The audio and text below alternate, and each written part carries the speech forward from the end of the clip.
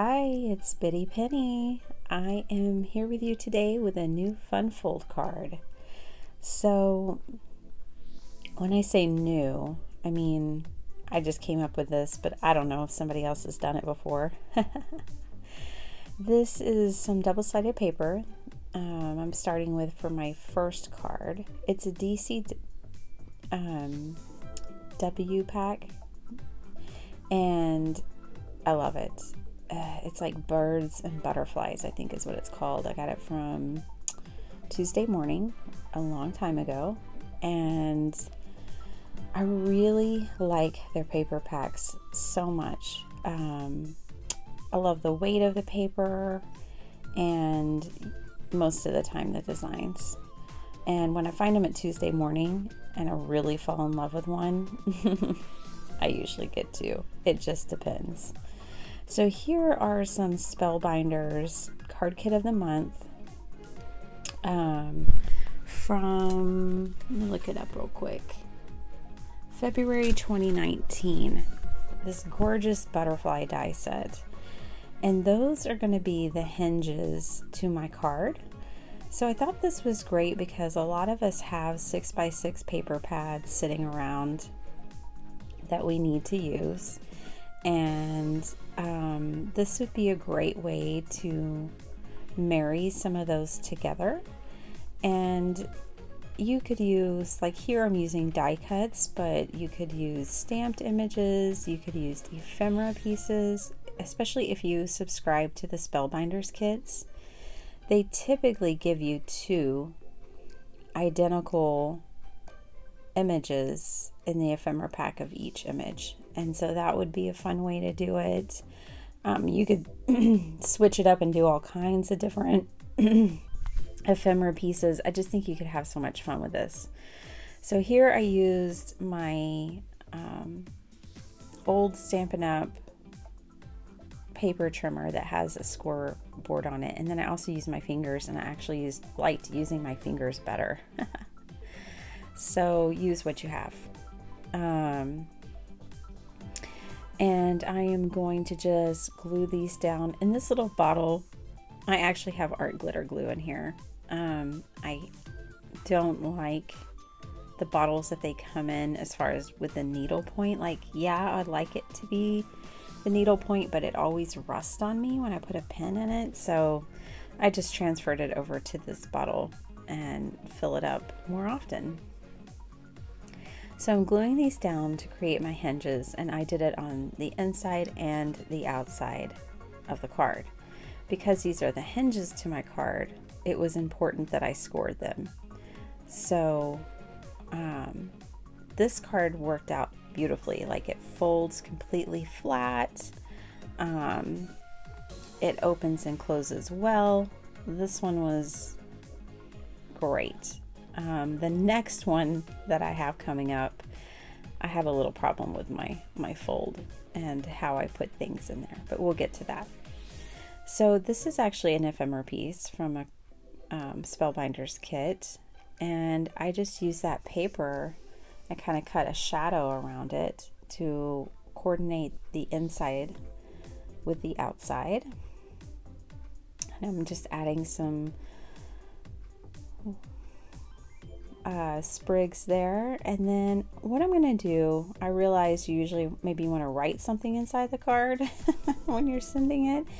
I'm going to mimic the paper strips to look like the graphic that's on the inside of this card. So I thought that was kind of fun. You know, I'm putting one down at the bottom, so you could put like love Bitty Penny down there, or your name. And I don't know, this is just a really fun, different kind of card. I need a lot of that here lately because I've not been getting bored, but it's like, have I done it? Has someone else done it? Do we need another card like this in the world? And so I've been wanting some newness and freshness. So this is, I don't know what it's called. It's discontinued, but I know like Martha Stewart and other people make them. This one's from Stampin' Up! But basically I would consider this like a border punch.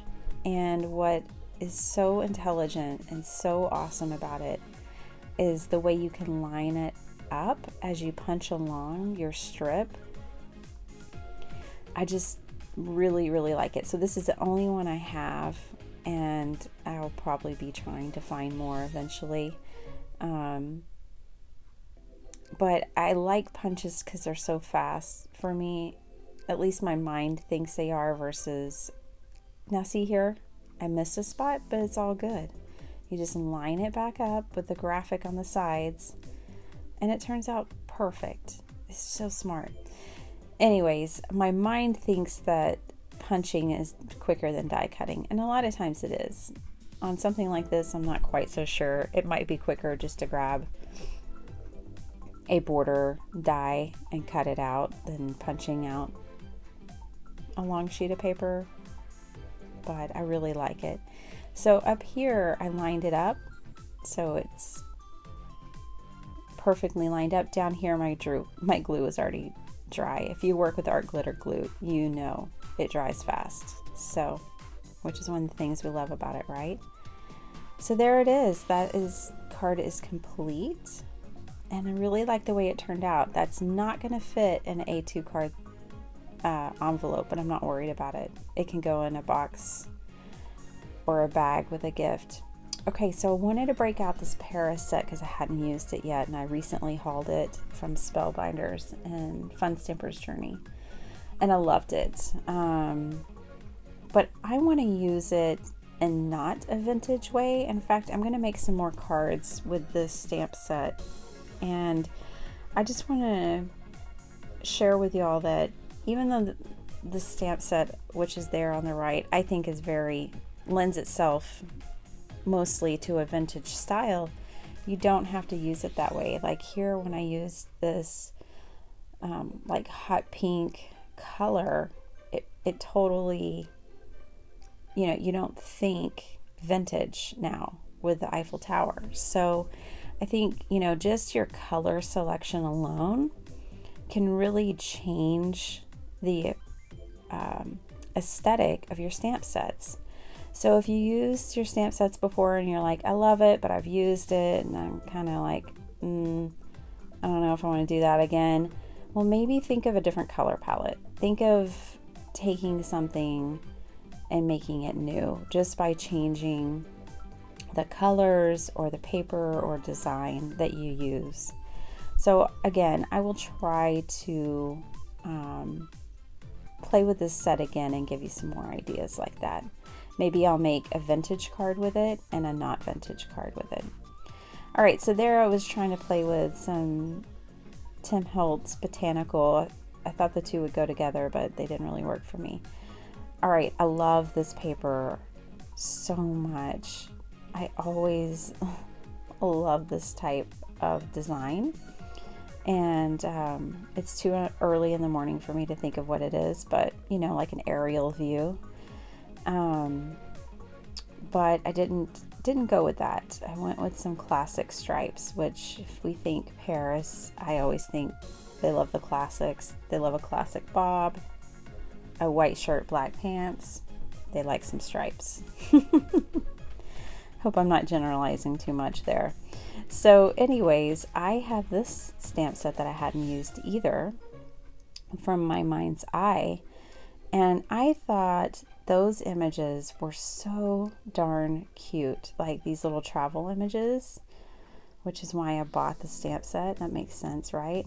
And so I decided against using the Eiffel Tower as my hinge, right? Because that's the whole thing about this video, is having our cards hinged. And so instead, I picked out this cute little suitcase. I thought it would make a great hinge for our cards. And I don't want to color it necessarily, and so I brought in some craft cardstock, and I'm going to emboss it.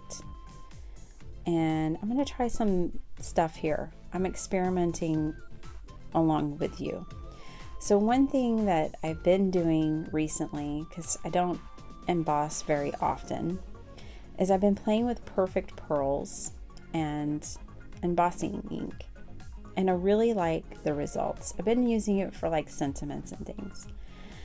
The thing is if you don't seal it, it will wear off over time. Now, if it'll wear off before somebody throws my card in the trash, I don't know, I can't say. But it does wear off in time. So that is one thing to be aware of if you don't seal it. And you can probably guess I don't seal it. But what I wanted to do is bring it in for these little like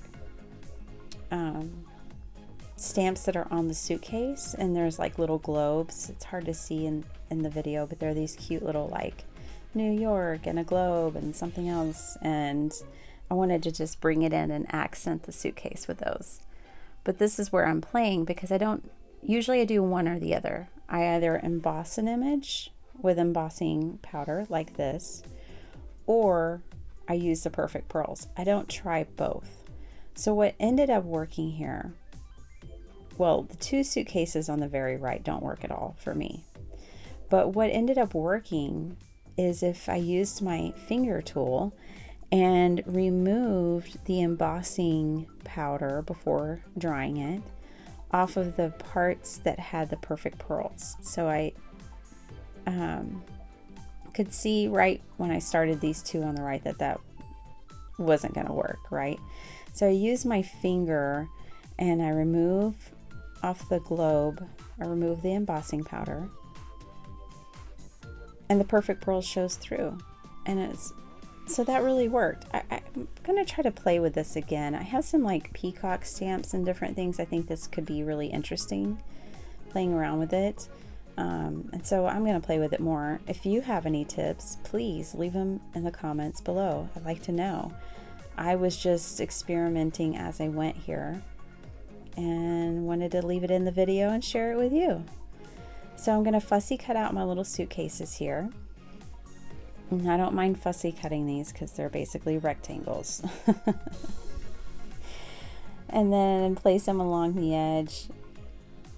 I probably would have liked it even better with just 3 suitcases as I go back and edit this video, but there's 4. So here I'm measuring the overall size so that I can get it halfway on my scoreboard. Now, one thing I'll tell you, and you can see here, I flipped it over to the back. If you're gonna score over embossed lines, you want to score on the back of the image, not on the front. It kind of messes up the embossing, as I discovered making this card. So here's my sentiment, and it says never stop exploring,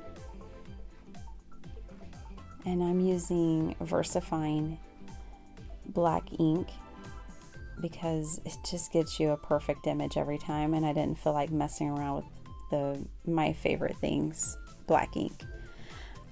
So I would use this every time pretty much, but it smears on me because I'm a fast and patient crafter. I have to be very careful when I use this ink. So I'm going to lay that across the top of there. And again, I'm just going to be playing with the layout here because I want to figure out, my layering and what needs to go where. Like, do my suitcases, can I glue them down and just glue this stuff to the side? No, my sentiment's going to have to go underneath it if I want it centered. So I'm figuring that kind of stuff out right now. And I'll glue down my Eiffel Tower. And then I'm going to do something a little different. I'm going to put foam tape in the center of my sentiment and then glue down the sides. So I just want it to be a little beveled in the center of the sentiment. I think for this layout that's important. I obviously didn't want foam tape on the sides messing with my hinges that I'm going to be adhering down. And I like the way it looks.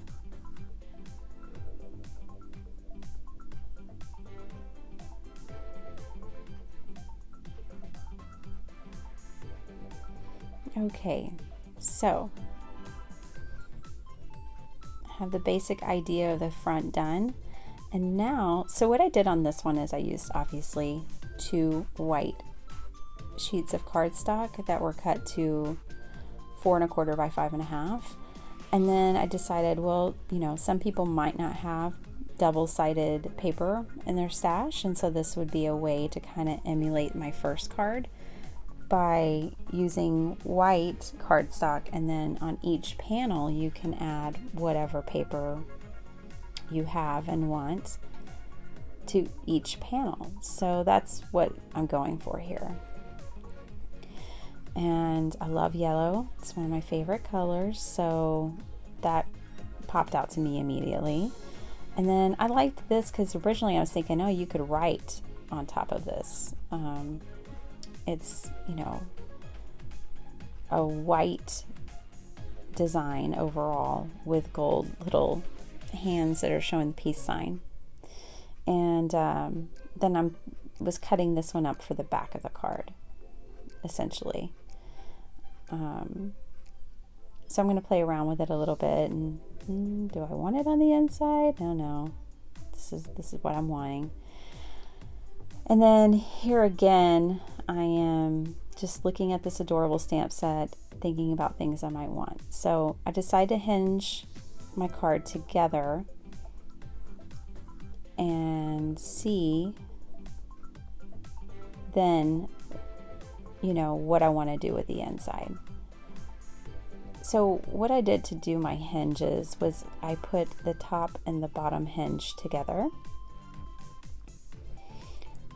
and had them kind of spaced in the same distance from the edge of the card. And then I spaced the other two kind of evenly between that. And this saves me from having to measure too much. Like, I don't want to overthink it, right? So those worked beautifully. Like, the hinge worked beautifully. Except for on the inside. We'll get there. So these are cute little puffy stamps from a Spellbinders kit, and they're tiny, like they're micro stickers, and I love them. I fell in love with puffy stickers with an Amy Tangerine design one time, and I've just kind of been in love with them ever since. So I'm going to add some puffy stickers to my suitcases because they already have that kind of graphic on the back side of them.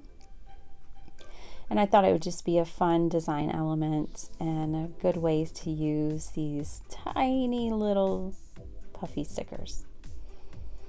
So I think one of them is XOXO and the other one, it says shine. So, and then there's 2 hearts. I don't even know if you'll be able to see that. They are so tiny, but super cute. So now I'm feeling like, okay, the front's done. The back, it just needs my Handmade by Betty Penny stamp. So let's go to the inside. All right, back to my stamp set. I just love all these images so much that I'm going to stamp out most of them. And what I'm going to do is I'm going to stamp them out and cut them to be about either 1 or 1.5 inches wide by 1 inch or 1.5 inches. So I just play around with the same, like keeping everything in the same range, but they're cut according to the image, right? If it's horizontal like this little car, I'm going to cut it more like 1.5 by 1 inch high. And then if it's tall like this little Eiffel Tower, well, that one's going to be more like 1 inch wide and 1.5 tall. But at least they're scaled to the same size, within the same size range. And I think that really helps. So my idea is, because there's that space in my card, in the hinge of my card, which I wasn't initially planning on, my idea is to hinge the inside and kind of cover it up or disguise it a bit. Not completely, but just enough. So here I am cutting the paper down to become my new hinges for the inside.